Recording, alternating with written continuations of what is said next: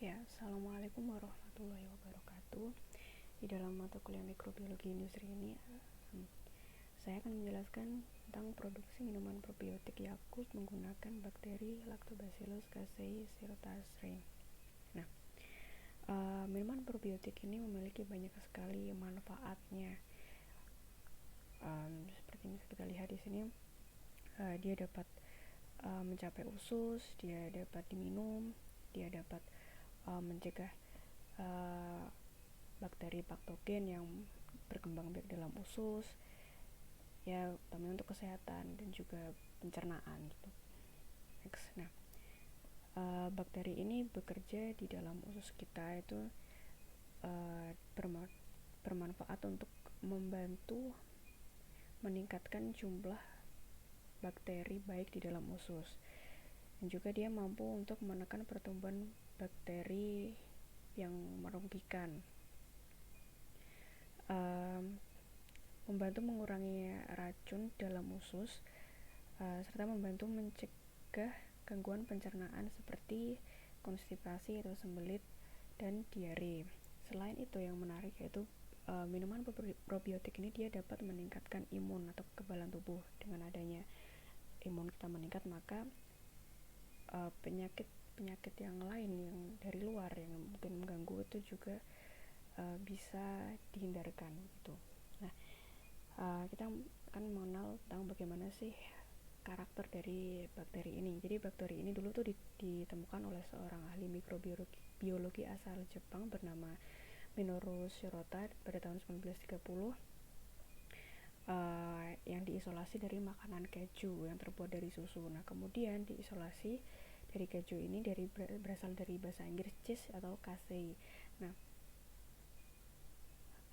melalui penelitian lebih lanjut, akhirnya si bakteri ini bisa digunakan sebagai agen siap fermentasi susu untuk membuat produk yang bernama Yakult atau Yakuruto. Nah, ini ada karakter fenotip dari bakteri Lactobacillus casei atau bisa disebut Lactobacillus paracasei cerevisiae yang memiliki spesies lebih dari 200. Dia bisa hidup di saluran pencernaan, serta dia merupakan gram positif dengan panjang 2-4 mikrometer dan lebar 0,8-1 mikrometer dan tidak membentuk endospora. Nah, strain Lactobacillus ini ada banyak. Nah, di 8 di antaranya itu dia diisolasi dari mikroba usus manusia, yaitu salah satunya adalah bakteri Lactobacillus paracasei cerevisiae ini. Nah, bakteri ini banyak digunakan untuk pembuatan minuman probiotik. Yaitu minuman probiotik ini sendiri didefinisikan sebagai minuman yang dapat dikonsumsi dan memberikan manfaat kesehatan bagi yang mengkonsumsi serta memberikan efek yang baik untuk inangnya. Nah, syaratnya untuk membuat minuman probiotik sendiri yaitu harus memiliki resistensi terhadap asam empedu dan juga menghasilkan substansi antimikroba sehingga mampu menekan pertumbuhan bakteri patogen. Nah, Lactobacillus casei ini mempunyai beberapa kelebihan yang berpotensi digunakan sebagai agen probiotik. Di antaranya adalah mampu bertahan pada pH rendah, tahan terhadap garam empedu, memproduksi antimikroba, dan memiliki daya antagonistik terhadap patogen. Nah, ini adalah karakter genotipnya yang seperti ini. Karakter genotipnya dari DNA, teknologi DNA hibridisasi diperoleh seperti ini, panjang 2,3 juta, konten G plus C nya berkisar sekian persen, dan dapat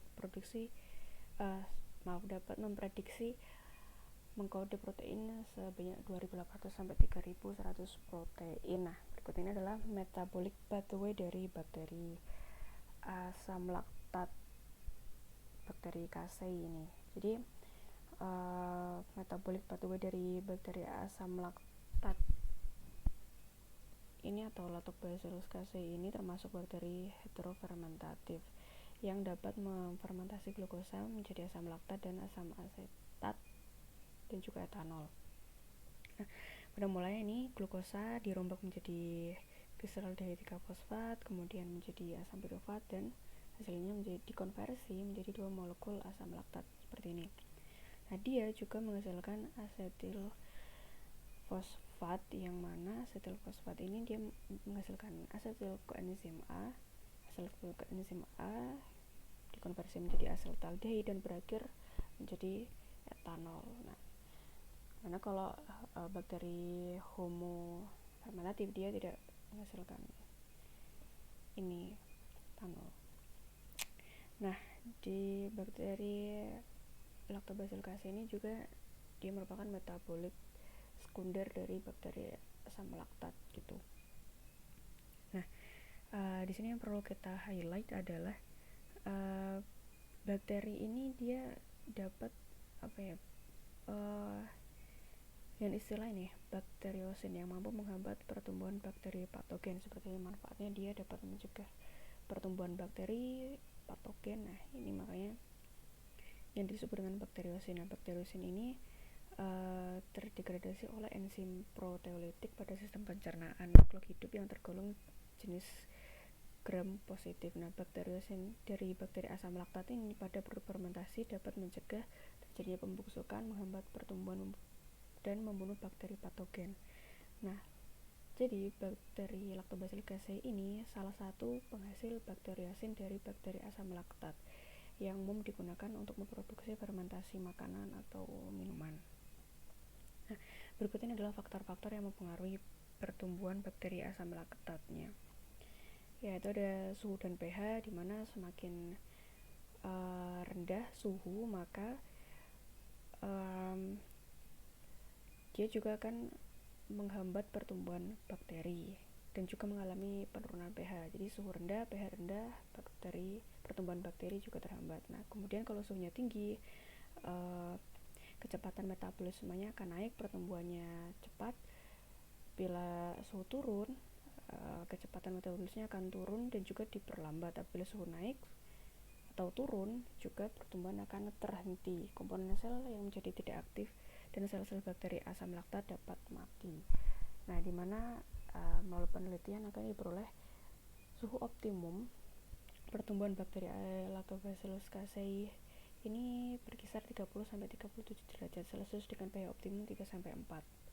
Nah, dan kaitannya suhu dan pH ini dengan waktu penyimpanan, yaitu semakin tinggi waktu lama penyimpanan, dia akan menyebabkan tingginya pH pada produk fermentasi yang dihasilkan, dengan diikuti dengan peningkatan aktivitas mikroba yang saat perombakan laktosa menjadi asam laktat dan akan mengakibatkan perubahan pada pH produk fermentasi. Nah, peningkatan ini akan menurunkan pH sehingga menghambat mikroba perusak dan patogen. Nah, ini kalau kita sembunyikan dalam grafik seperti ini hubungannya ya, lama penyimpanannya semakin lama seperti ini dengan pH sekitar 3-4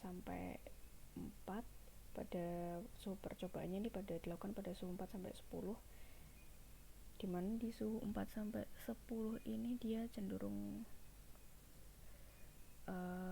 pH-nya lebih tinggi. Nah, faktor lainnya itu waktu penyimpanan tadi.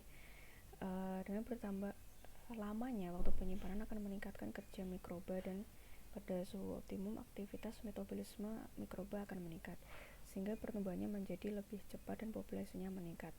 Semakin lama waktu fermentasi yang dihasilkan juga semakin banyak. Akan tetapi ya, ini yang perlu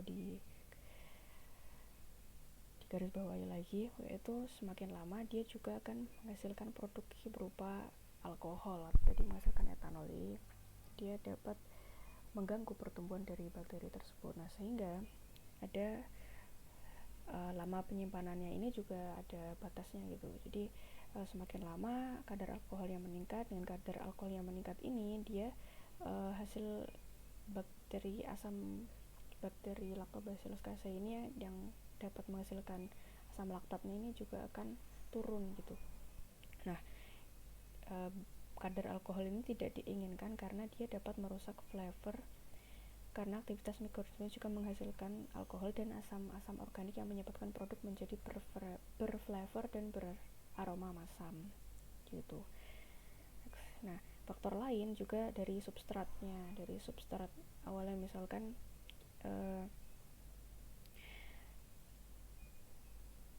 dengan substrat yang berbeda juga hasilnya akan berbeda. Pada proses fermentasi ini dapat berlangsung baik dengan adanya inokulum sebagai starter dan media fermentasi, yang mana dia menyediakan nutrien untuk pertumbuhan bakteri ini. Nah, untuk percobaan atau penelitian ini misalnya digunakan substrat ekstrak dari daun cincau, hijau, porang, atau ini kulit nanas, kulit wortel dan sebagainya. Itu salah satu contoh substratnya.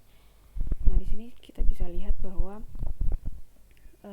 dengan berbagai substrat yang berbeda gitu, di tabel ini dia hasil total bakteri asam laktat yang dihasilkan juga akan berbeda gitu, hasilnya akan berbeda, ini juga akan berbeda. Nah, ini juga dia semakin lama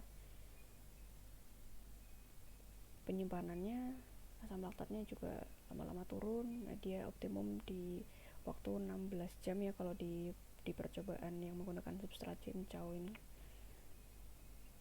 Nah, hasilnya akan berbeda.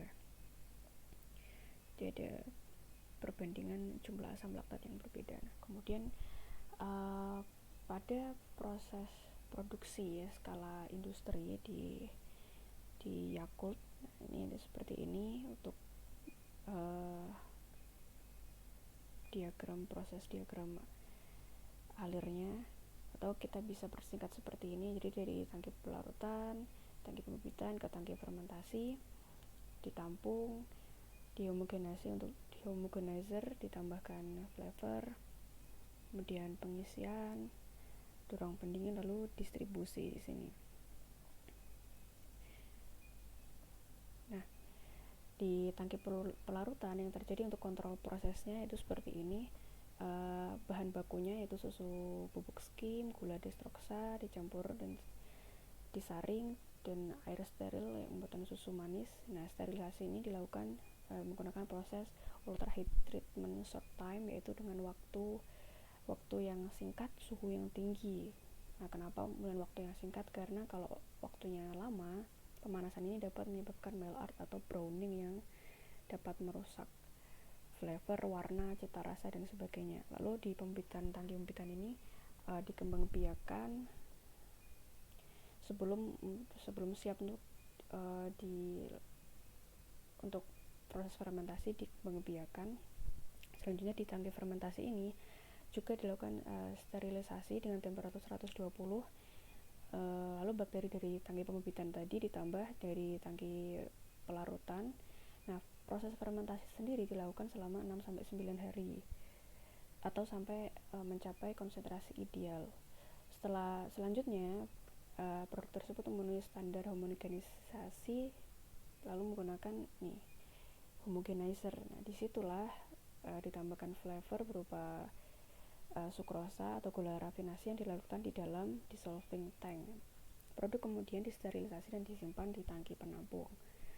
Nah, setelah selesai, produk tersebut siap untuk pengisian pada botol-botol kemasan yang sudah tertera di dalamnya. Ada nutrisi, kandungan nutrisi, tanggal kadaluarsa dan lain-lain yang dikemas dalam multipek yang berisi masing-masing 5 botol. Nah, untuk menunggu proses pendistribusian kepada konsumen atau agen-agen distributor,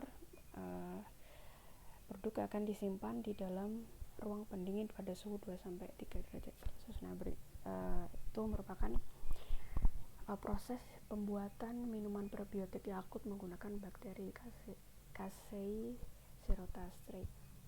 Terima kasih.